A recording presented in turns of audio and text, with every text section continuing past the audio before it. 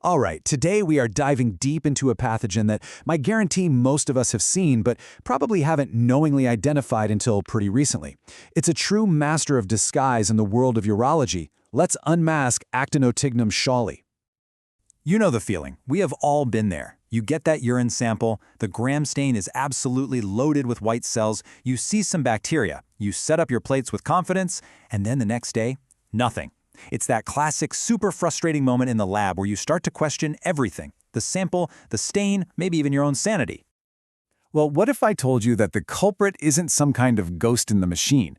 It's a real, clinically significant bacterium that our standard procedures were, frankly, perfectly designed to miss. So in this explainer, we are going to pull off the mask and reveal all the secrets of Actinotignum Schaalii. So here's our roadmap. We'll start with that whole mystery of sterile Pyuria, then get into the nitty-gritty of how to unmask it in the lab. After that, we'll look at the diseases it causes, how to treat them, and wrap it all up with a simple, practical workflow you can use right away. So first things first, how on earth did a significant uropathogen manage to stay hidden in plain sight for decades? Well, it turns out it was kind of a perfect storm of tricky taxonomy and even trickier culture requirements.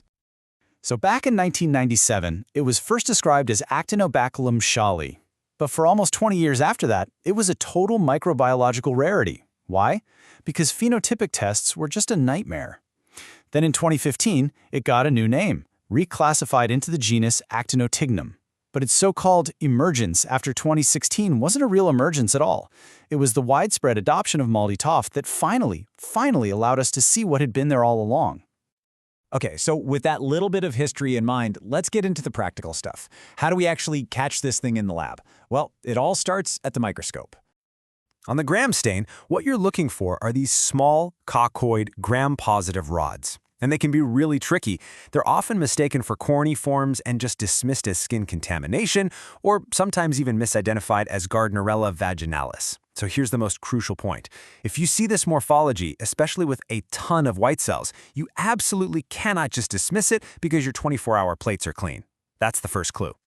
And here's exactly why our routine workflow is basically set up to fail for this bug. We plate to our standard McConkey or CLED and blood agar, we stick it in the aerobic incubator, and we read it at 24 hours.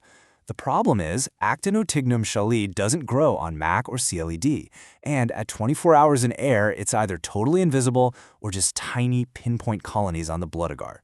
The result? A false negative report goes out the door. The fix, you'll be happy to hear, is surprisingly simple. Actinotignum Schaalii is a facultative anaerobe, but it really loves CO2 or anaerobic conditions to grow well. Just by extending the incubation of your blood agar plates to 48 hours in a CO2 incubator, you give it the time and, more importantly, the atmosphere it needs to actually show up. Now, once you have those tiny little gray colonies at 48 hours, the final hurdle is identification, and this is where MALDI-TOF MS has been a total game changer. As long as your database is up to date, it gives you a confident, rapid ID, solving a puzzle that used to take days of frustrating biochemical tests. In fact, molecular methods like PCR are now confirming that this thing is way more common than we ever knew from culture alone. And for those of us who still love the classic biochemicals, there are a few key markers. It's catalase negative, which is really helpful for separating it from those pesky contaminating coronae bacteria. But the most important one, clinically speaking, is that it's nitrate reduction negative. And this is huge. It directly explains why patients with a raging Actinotignum Schaalii UTI will always have a negative nitrite on their urine dipstick. Okay, so we know how to find it, but why should we care, right? Well, this isn't just some lab curiosity. This is a genuine pathogen that can cause a really wide spectrum of human disease. In adults, its classic turf is the urinary tract, especially in elderly men with things like benign prostatic hyperplasia. But you should not underestimate it. It can easily invade the bloodstream, causing urosepsis with a mortality rate that can be as high as 16%. It's also found in some pretty nasty soft tissue abscesses and has even been implicated in rare but incredibly severe infections like endocarditis and osteomyelitis. Now, in the pediatric world, Actinotignum Schaalii wears a completely different hat. While sure, it can cause UTIs, its hallmark presentation is a really painful purulent balanitis, or balanopostitis, in young boys. And just to be clear, this is not a sexually transmitted infection in kids, it's an autoinfection from their own commensal flora. It's a key diagnosis to keep in mind when all the other usual suspects have been ruled out. This brings us to what is maybe the most critical piece of this whole story: treatment. Because identifying this organism is the key to finally stopping those frustrating cycles of failed empiric therapy.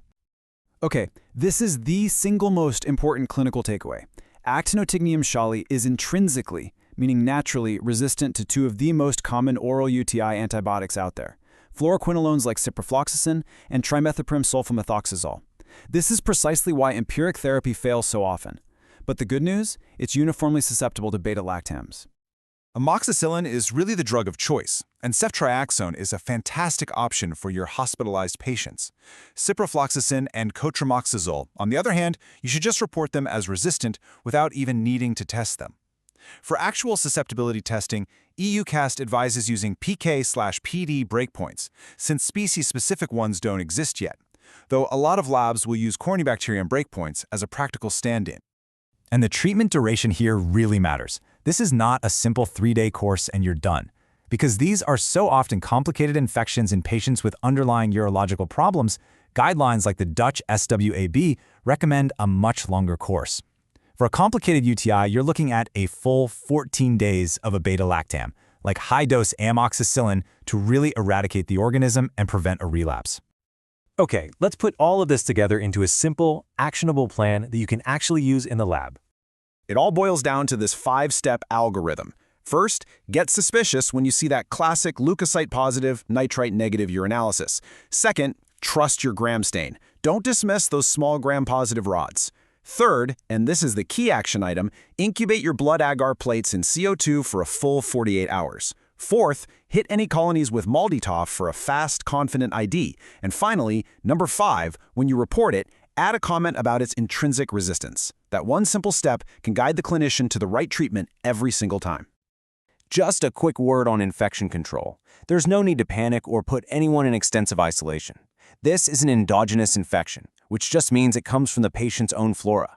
So your standard precautions are completely sufficient. And this brings us to the final, and I think pretty provocative, thought. Looking back, how many of those frustrating sterile Pyuria cases that have crossed your bench over the years were actually this stealth pathogen in disguise? It's a question that really makes you think about the potential impact of just a small tweak to your protocol.